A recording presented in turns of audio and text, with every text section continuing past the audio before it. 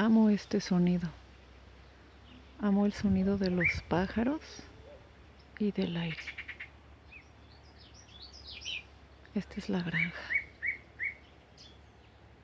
Y así me reciben los pajaritos cuando llego caminando por esta veredita.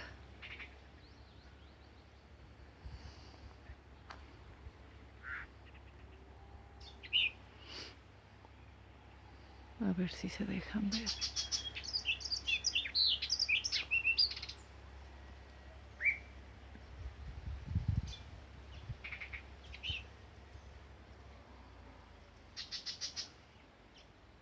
Amo el silencio del campo porque me permite escuchar a la naturaleza.